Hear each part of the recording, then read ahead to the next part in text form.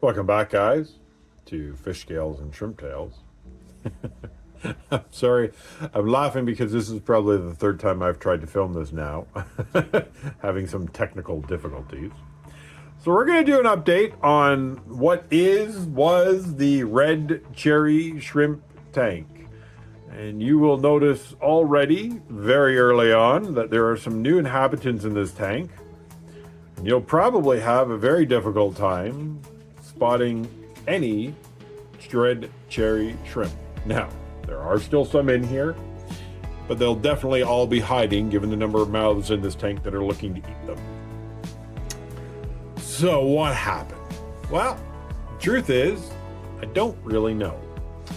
I got busy with setting up the business, as you know, and I kind of left the tanks to do their own thing, I guess is the way we'll put it.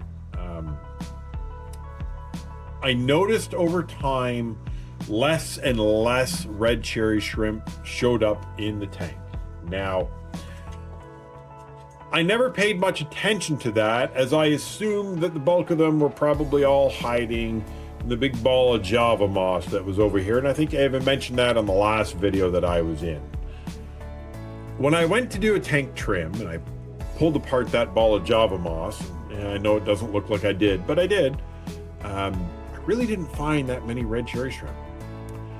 So I'm not sure what happened, but it took quite a period of time. It happened over several months. I never saw a dead shrimp in here. The water parameters never went way out of spec. The temperature, the food, all of it was fine. The fish never showed an issue. And like I said, I never saw a dead shrimp. I'm really not entirely sure just exactly what happened. But whatever it was, shrimp were not a fan. And one by one, they disappeared. To the point when I finally got around to doing a trim, and you can clearly see I need to do another one again.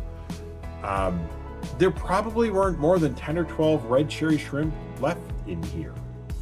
So, it wasn't the plan to put live bears in here, but the wife and I went out the same day that I trimmed up this tank and realized that my shrimp colony seemed to have failed. We ended up at a pet store, and I saw these 4 swordtails in a tank by themselves. Now, they're obviously not all the same sort. I call her the queen bee down here with the fins because, well, she's a queen bee. And then the bright orange guy, he's got this long black streak down the end of his tail, and there's a little bead of yellow that runs across the top of it. He's a really good looking fish. The bright orange one, where did you go? She is super bright orange. I don't know if the camera picks it up. I hope it does. And then there's another one in here that has similar fins, but only on a dorsal to Queen Bee. They all came in pregnant, and as you've probably noticed in my panning around, there are 3 or 4 babies in here. 2 of them are orange, and one of them is dark black. Now, I've never seen a pure black swordtail before, but he's become my wife's favorite fish down here. She checks in on him almost every day. I'm kind of hoping it's a boy, but either way, boy, girl, doesn't matter. Oh, there he is. He's going to come swimming along here. No. He disappeared. Okay. Well, never mind. He'll come out eventually. I think what I'm going to do for a while, there are still some cherry shrimp in here, but rather than try to figure out what happened or what went wrong or introduce a bunch more shrimp into a tank that just had a collapse, I figured, I'm going to grab these fish I saw at the pet store and I'm going to breed them together. I'm going to interbreed them maybe with some of my Santa Claus, and I shouldn't call them throwaways because you don't throw away fish, but we'll call them my culls, the ones that don't have quite the coloration for Santa Claus swordtail that I'm looking for. Maybe I'll bring a couple of them down here and we'll interbreed them.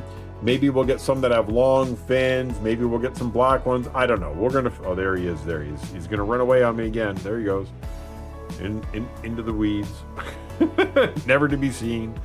I I thought, we're just going to do some fun breeding, interbreed them, see what we get out of it. I'm not too fussed about it either way. This is supposed to be sort of fun, and if the shrimp didn't make it, well, so be it. We'll figure out something that does. So we're going to do some live bears down here for a while. We'll have fun with it. We'll see where things go. I really like this little black guy. I've seen pictures on Google, and they usually tend to grow up kind of spotty and streaky, and the black isn't really thick black. His fins, when he was little, were super bright orange. I mean, like you could see him across the tank. He was so obvious. So yeah, we're just gonna have some fun with this tank, and we'll get back around to breeding some cherry shrimp in here. It might be a couple of years down the road, but we're just gonna have fun with this. For whatever reason, the shrimp didn't make it, but the tank is still healthy. The fish are healthy. I've pulled lots of baby albino eggs, eggs out of here, and the occasional baby that hatched from an egg I didn't manage to get. Now, to be fair, I don't know where she is, but the female Cory that is in here definitely looks like she's just about ready to do an egg spawn again. I know I need to keep an eye on that, because with all the swordtails that are in here now, they'll make short work of her. There's Queen Bee. They'll make short work of those eggs if given half an opportunity. So we'll have to take care of that. As soon as she lays them, I'll have to scrape them off of the glass or pull the leaves out and make sure that they get put in the breeding tub so they have a place to hatch.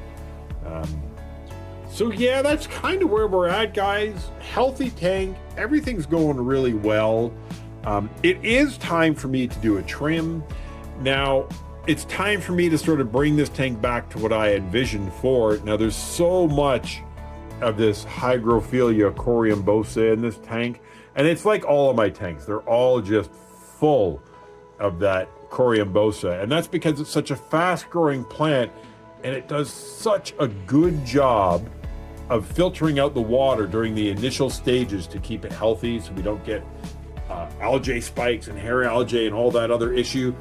So in the beginning, you just sort of load it all up, and then once the tank is established, you can start sort of tweaking it to how you'd like it to look.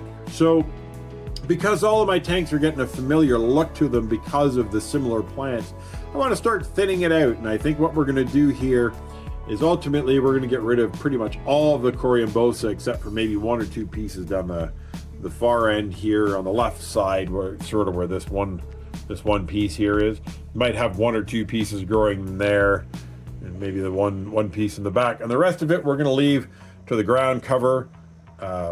I want to say it was Liliopsis brasilica or something to that effect.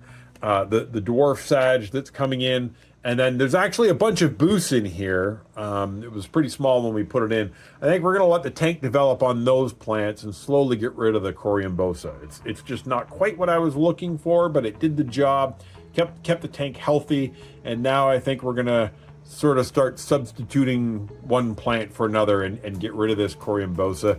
I also put in just recently, and I think it was grown terrestrially. I can't remember what this clover-like stuff is called. I know MD uses it in his tanks all the time. I've forgotten the name of it, but we're gonna let that sort of take over as well, because that'll just grow like crazy in here also.